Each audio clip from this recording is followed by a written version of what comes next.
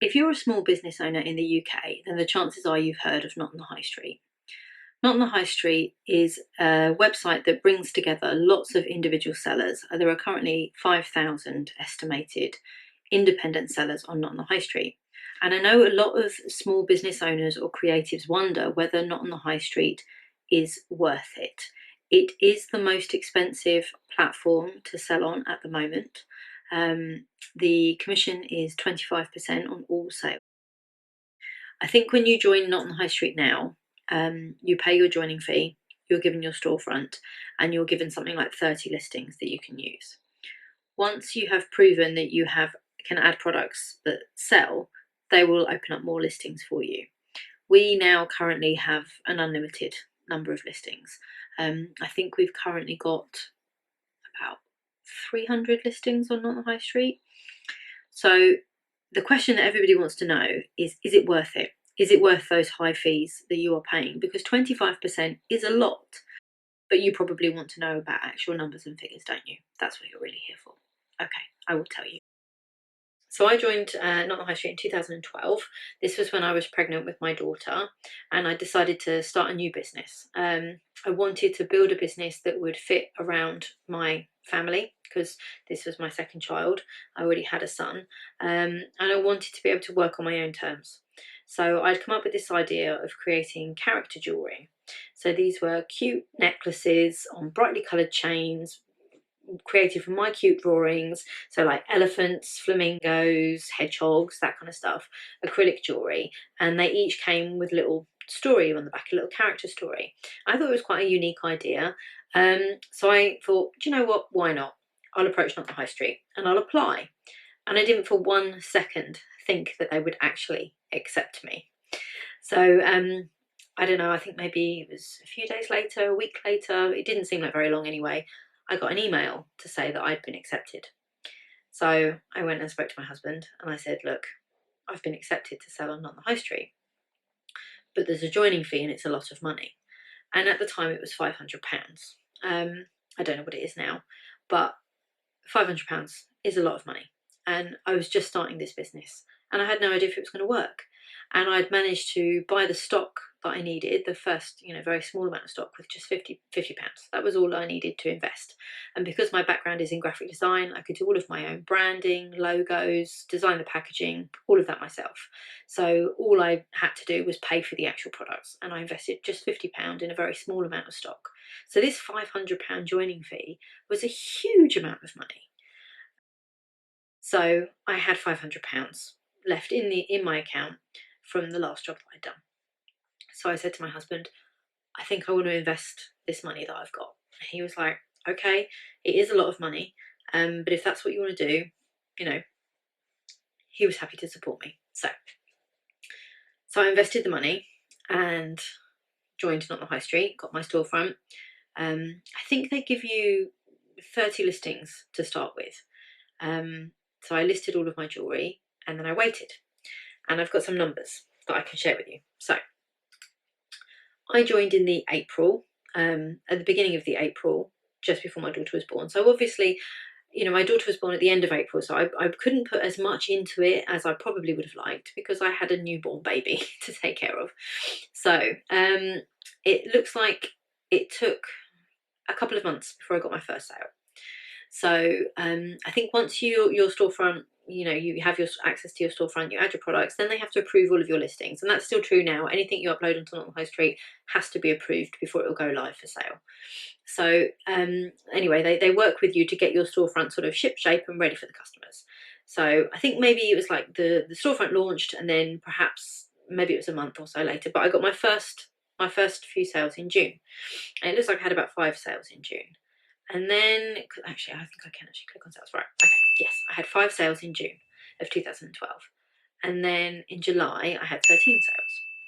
Now, obviously, this is not huge. If you join Etsy, you can probably get those same amount of sales, possibly more, over that same period of time. By August, I'd had 21. September, it went down to 13. In October, I had 19 orders. And that was fine because I had a newborn baby. So I was quite happy for it to be, you know, quite slow. And perhaps if I'd have been adding more products, you know, been a bit more on it, it would have been better. So Christmas, November, 59 sales. So I was quite happy with that. But at this point, I'd made back my investment money, so that was fantastic. And then in December, 98 sales. Now, these necklaces at the time, I think, were about £10 each. So I was thrilled with that. That was, you know, I was really, really happy with how it was going. But I'd already started to think, because by this point now, my daughter was like, you know, more than 6 months old. So I was thinking, well, okay, how can I improve this? And this is the thing with Not on the High Street. Once you join, there is lots of information. They are brilliant at providing you with information on how you can improve your sales, and that can be what the customers are looking for, areas that have got gaps in the market that they want products for, and you also get trend reports as well, so you can see like what are the colours of the season, what's kind of on trend, and all that sort of information. So that was great. So one of the things I realised very quickly is that Not on the High Street really promoted personalised items. So, and my items were not personalised. So I realised quite quickly, okay, I'm making sales and this is great, but perhaps I could be making more sales if I offered personalised items. So my first year on the High Street, I made £2,489.20. So I got back my investment money, and I was on my way to a nice little side hustle. So move on to 2013. Now, in 2013, I added more products. So I decided to add personalised phone cases with my designs on. Now, depending on the type of business you have, you might not be able to offer personalised items. And that is something you should definitely consider if you're thinking about Not on the High Street. So in 2013, I had 919 sales and earned just over £10,000.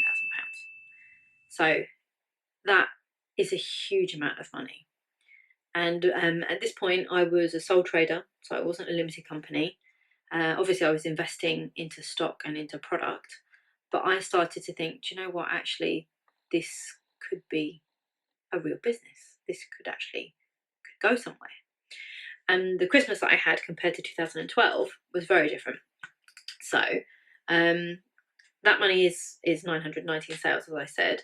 So in the November, whereas the previous year I'd sold 59 items, then in November 2013, I sold 193. And in December, and this was the turning point where we realised things were really taking off, in December 2012, I'd sold 98 items. And in December 2014, and in December 2013, I had 452 orders just in December. And by that point, my husband needed to help me. He would see me sort of bringing all the stuff in and sort of packing things in front of the television in the evening. And he was sort of like, do you need some help? And I was like, yes, please. And he's a writer, so he can do his work and he tends to have free time. So he was more than happy to help me. And then by the following year, we realised that actually there was some real potential here. So I'm trying to think, trying to look at what were the items that I was selling in 2013 to give you an idea. So I think the key thing that changed in 2013, so I'd had, I would say, moderate success with my designs with the phone cases, and I also made compact mirrors and those kind of things, and that was fine. But if I look back on it now, the kind of designs that I was producing were not really perhaps Not on the High Street style. So that's something else to bear in mind as well. The key change that happened for us with Not on the High Street and what really sort of skyrocketed everything was when we came up with our signature product, which was the Hoobinoo pet tag. Now, at the time, nobody else was making pet tags with dog illustrations on the front of them. I think we were one of the first to market, and I came up with the idea and we launched in November of 2013. And that was one of the things that really drove our sales. We had 166 orders in 2013 just for the pet tag. And the pet tag came about because we had a dog then, Jake, who obviously sadly is no longer with us. and I didn't want him to have a boring plain metal tag. I like bright rainbow colours. So I thought, you know what, perhaps we can make him something a bit special. So I approached the company that had been making our phone cases and said, look, can you make a pet tag? And they were like, yeah, we can make a pet tag. So I took one of my illustrations that I'd used for my jewellery, it looked nothing like him, and put it on a pet tag. And I thought, this is really cool. I love this. I wonder if other people would like this. And we used to get so many comments when we were taking him for walks from people going, oh my God, I love his pet tag. Where did you get it? So I was like, we need to sell these. So we started to sell them. And then as, you know, the sales came in, we started to add more and more dog breeds. So I was obviously then drawing all these dogs so that we could offer more choice. And that was the turning point for us with Not the High Street. So now I will go to 2014. And this is where I think the power of Not the High Street really comes in, because they have millions and millions of customers on their platform, all looking for something unique. And if you decide to take that leap and you pay the money to join Not the High Street, I think there are some key things that you need to make sure that you have. One is a unique product with a unique selling point.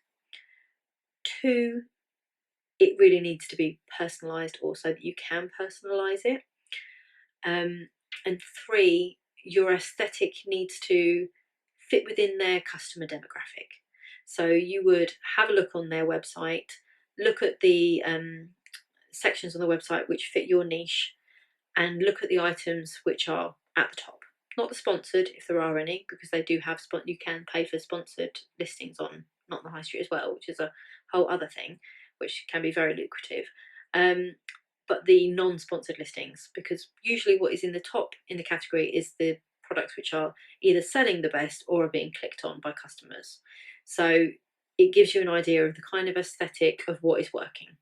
You also need to have really good photographs. If you're going to sell on Not the High Street, photographs are key. They've got to look good. They've got to make people want to buy the product. So those are all key points to bear in mind before you take that leap. So going back to us and what worked for us, I'm now going to have a look at 2014. Once we had launched our pet tag, which was really the thing that changed everything for us and kind of changed the whole face of our business. We don't make jewellery anymore. We stopped doing that a long time ago now, and we are now pretty much a pet brand. So we did quite a big change with our product range, and I don't know, there's a term, isn't there? We pivoted what our business was about to meet the demand. 2014 we achieved £51,439.79 and 5,507 orders. So you can see already it's starting to snowball. And by this point, it's now enough that I can pay myself a wage. And I can't remember at what point we went limited, but there was a point where we decided it was sensible for us to become a limited company. And I'm not quite sure when that was. It might have been about 2014, 2015. I'm not sure. But by this point, you know, it was getting to the point where I couldn't manage it on my own anymore. So my husband came on board to help me, and I would design and make the things and he would pack them. And then I think by the time we got to 2015, we needed more help. By now we had an established range of products. So in 2015, we took £62,539 and 5 pence and 6,585 orders. I think probably around this time we had our own website. We also had Etsy. I can't go far enough back on Etsy to see, like, to compare, but Not the High Street was 100% out in front in terms of sales. And by this point, I realised that kind of what was holding us back was me not having enough time to work on new products and come up with new ideas. So that was the point when my mother-in-law joined us, and she took over the packing, and David took over the making of the things, and I then have more time to focus on actually developing the business and coming up with new ideas. And I think these are all key points as well, because if you are your business and you are spending so much of your time doing the bits that don't help you to grow, as they say, working in the business rather than on it, then it is going to hold you back. And that is the point where you need to think, okay, I need to take somebody on, or I need some help if you can. I was very fortunate in that I had my husband who could help me, and I didn't have to pay him. which obviously really helped the business to grow. And then obviously we took my mother-in-law on board, and we did pay her, but you know, she was happy to stay longer if she needed to, and you know, help out, and sort of, and we had other family members as well that would chip in and help out. So it's sort of, that's how it started to galvanize. So once I'd freed up my time, this then enabled us to grow more, and I think by this point we were adding more and more products as well. In 2015 we had pet tags, we had cat tags, we'd started to offer mugs as well, we had Christmas decorations, key rings. We were starting to source out to other small businesses to get them to make stuff for us as well. So we had some wooden decorations, but we didn't have a huge amount of products that were selling. We probably only had, let's see, 1, 2, 3, 4, 5, 6, 7, 8. In 2015, we really only had about 10 products that were selling consistently and well. So that was where I realised, as I said, that I needed to free up my time so we could have more products and make more money.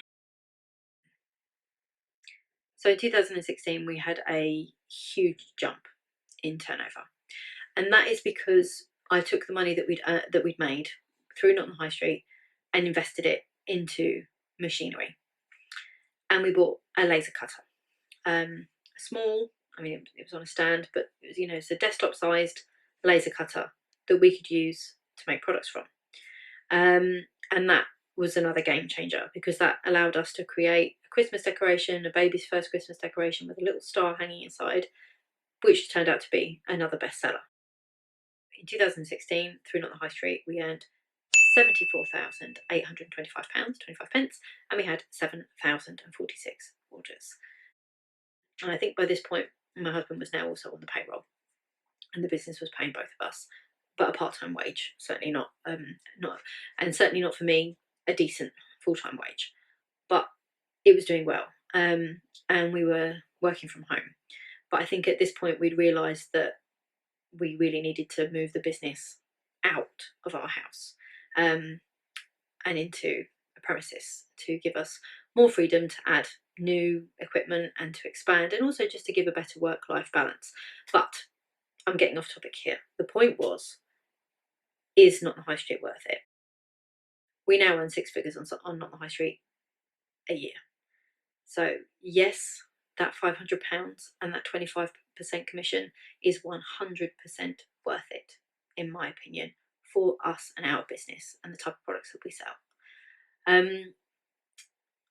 You do have to kind of factor that, obviously you have to factor the cost of the commission into your sales, and there are some things that it's just not worth us selling on there because we don't make enough money on them, but it is quite common for sellers to sell their products on the high street at a slightly higher price because the customer base is just different.